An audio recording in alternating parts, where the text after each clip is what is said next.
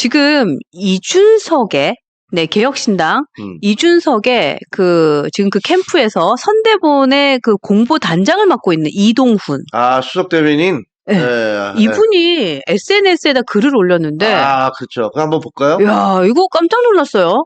지금 요즘 국민의힘 인사들이 이준석 후보 측에 단일화를 하자며 전화를 많이 걸어옵니다. 대부분이 친윤계 인사들입니다. 이분들은 당권을 줄 테니 단일화를 하자. 들어와서 당을 먹어라 하는 식의 말을 합니다.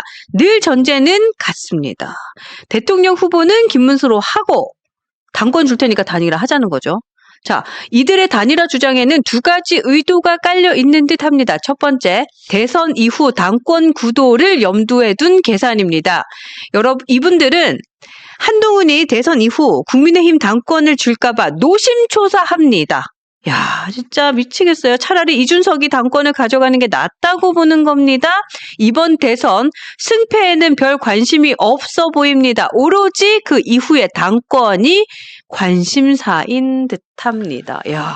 이동훈 씨가 이제 조선일보 기자 출신이에요. 그래서 미치겠어. 이제 처음에 3년 전에 윤석열 후보가 그 선거운동을 할 때 거기 캠프의 대변인으로 이제 스카우트했던 사람이거든요. 그러다가 이제 윤석열 대통령과 사이가 안 좋아졌는데 네. 나중에는 이제 윤석열 대통령 문제점 같은 것도 좀 지적하고 계세요.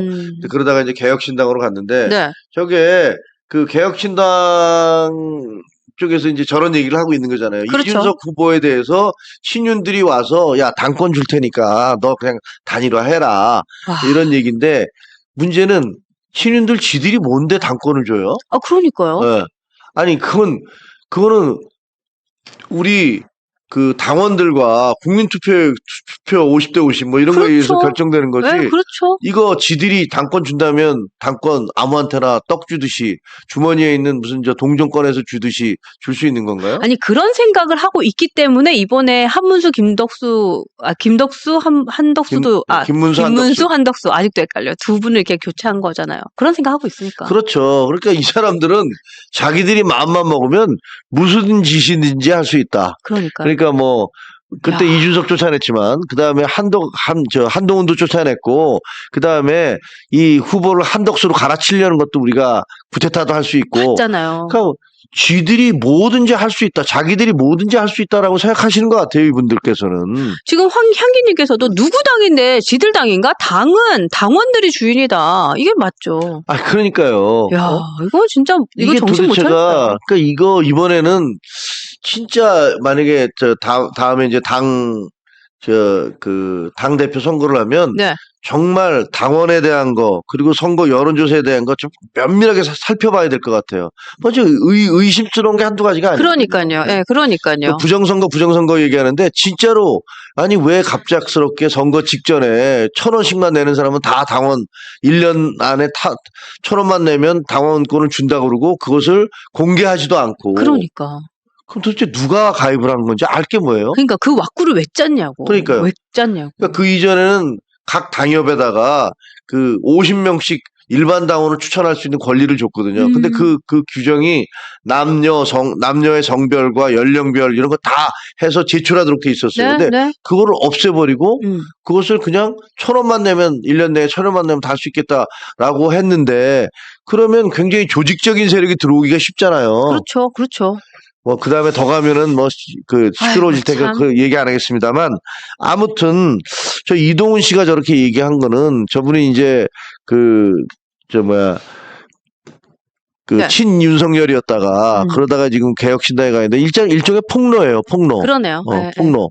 그러니까 지금 이게 참 대선이 안 그래도 기울어진 운동장에서 굉장히 불리한 상황에서 치러지는 건데 이런 식으로 계속해서 친윤이 이번 선거 말아먹으려고 작정하지 않았으면 저렇게까지 못한다. 네, 그러니까요. 네, 라는 생각이 들고 그리고 이제 이런 생각을 했어요. 그러면 정말로 이준석과 김문수와 이준석이 단일화를 했을 때 그 시너지가 그렇게 클 것이냐. 그건 어떻게 보세요? 그거는요. 일단 좀 굉장히 극적이어야 되잖아요. 극적이어야 되고 옛날에 대표적인 게 노무현과 정몽준 단일화예요. 노무현과 정몽준은 아주 대별되는 사람이잖아요. 하나 노동자를 대변하는 어떤 변호인이고 다른 쪽은 재벌의 그렇죠. 어떤 그런 좀 똑똑한 재벌. 그래서 이제 그때 월드컵을 유치하는. 예, 유치하지는 않았지만 월드컵을 대한축구협회장을 하면서 성공적으로 성공시킨 사람. 그러니까 두 개가 굉장히 대별되는 사람이기 때문에 합쳐지면 이게 파이가 확 커지죠. 예를 들면은 뭐 지난번에 얘기했듯이 만약에 한동훈 후보와 네. 한동훈이 후보가 돼서 그 한덕수하고 단일화를 했다면 그건 또 시너지가 커지죠. 그럴 수 나이 있죠. 면에서도 그렇고 그다음에 그 주장하는 바에서도 그렇고. 근데 비슷비슷하면 별로고 그다음에 시기적으로도 미리 그 효과가 파급 효과가 있을 정도가 돼야 되는데 그게 또 너무 이렇게 뭐 선거에 앞두고서 해뒀어도 별로 효과가 없고. 그 또 하나는 제일 큰 건 이건데요, 사실은. 네네. 내가 김혜성 앵커를 지지했어. 네. 찍으려고 했어. 네. 근데 김 앵커가 출마 안 한다 그러면서 다른 사람 찍으래. 그럼 내가 힘 빠지지 일단은. 힘 확 빠지죠. 힘 확 빠지죠. 야, 이거 뭐지 이거? 그렇죠. 그럼 내가 왜 그 사람을 찍어야 되지? 그럼 난 싫은데. 그러니까요.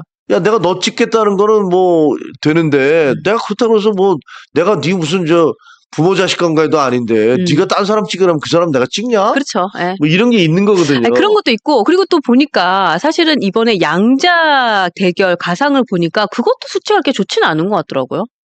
아, 그러니까 지금 오늘 이제 YTN에서 조사한 게 있잖아요. 네네. 그거 한번 볼까요? 네. YTN에 조사한 게 있는데 네.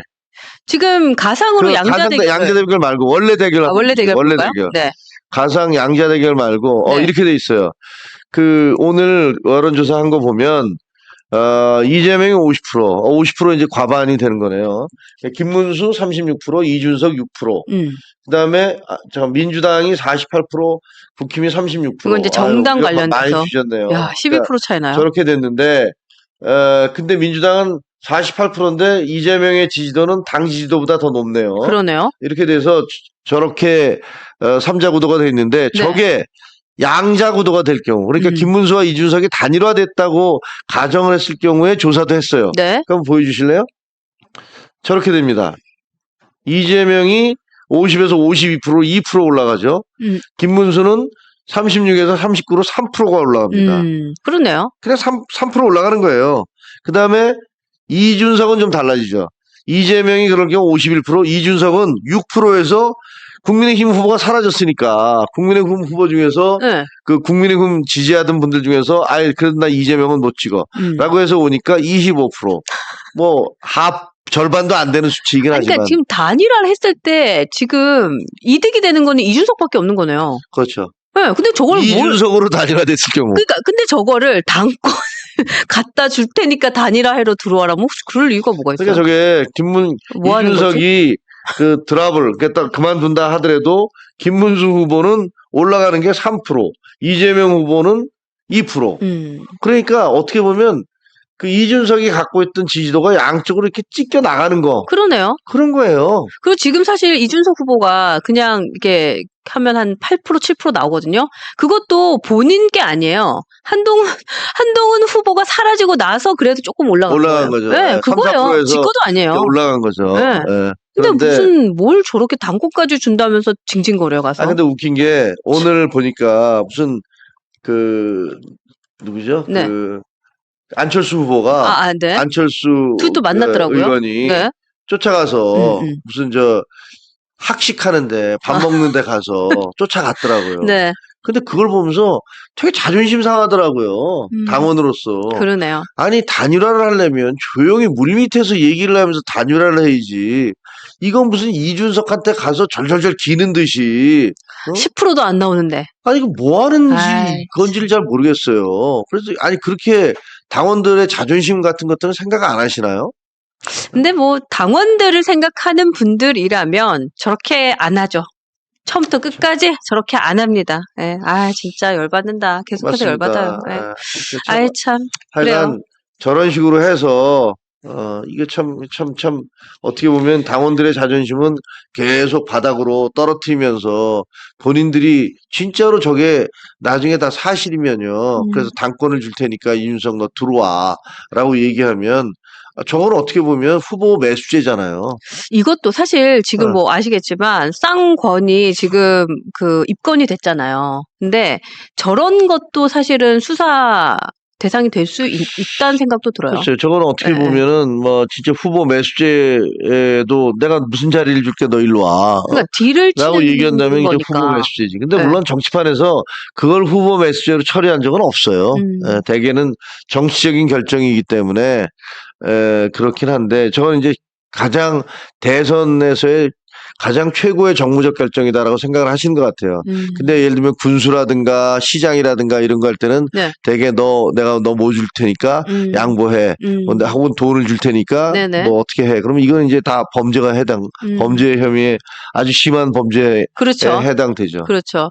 근데 어쨌든 이게 그러니까 당권이라는 것 자체가 뭔가 투표로 인해서 만들어져야 되는 건데 저거를 딜하는 것의 대상으로 삼았다라는 것 자체는 그냥 그렇게 은근슬쩍 넘어갈 수 있지는 못할 것 같아요. 예, 예.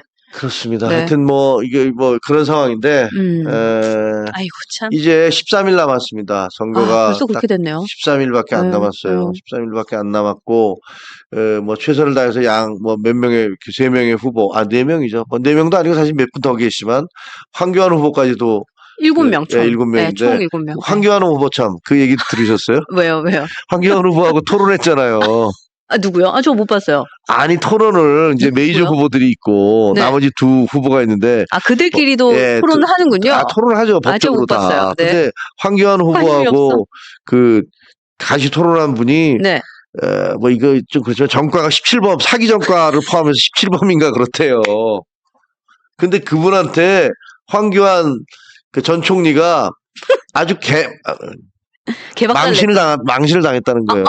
부정선거와 관련해서. 그분이 오히려 망신을 당했다고요? 네, 그러니까 황교안 총리한테 부정선거에 대해서 어떻게 생각하시냐 그러니까 그런 거 믿으시면 안 되죠.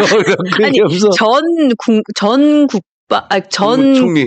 법무부 장관이었던 법무장관과 국무총리. 국무총리였던 그분이 범죄자 17범한테. 아니, 그러니까 그래도 범죄자는 아니죠. 네. 과거의 전과니까. 과거 전과자 17범한테. 네, 하여튼 뭐 전과가 있다는 게 그렇다고 해서 그분이 뭐 전과가 있음으로 해서 그 사람이 뭐 나쁜 사람이다 이렇게 얘기할 수는 없는 거죠. 근데 그렇지만 사실은 17범은 사실이고, 네. 그죠? 또리님이 얘기했지만 대박 깨졌다고. 그랬구나. 그래서 알고 기사가 봐야겠다. 나왔다고 그러더라고요. 그래요? 저 못 봤는데. 17범인가 7범인가 17범 맞죠? 저도 17범 맞는 것 같아요. 여러분들. 네, 17범 저도 얘기하시는데요. 어떻게 보면 그때 기사를 이렇게 봤더니 하도 웃겨서 그냥 이렇게 바쁜 시간에 이렇게 봤거든요. 그랬더니 거기서 이제 뭐 대박 깨졌다. 왜 부정선거 얘기를 자꾸 해요, 그분은. 훈계를 받았다. 미치겠어, 진짜. 참. 별의별 일 다 있네요. 아유, 그렇습니다.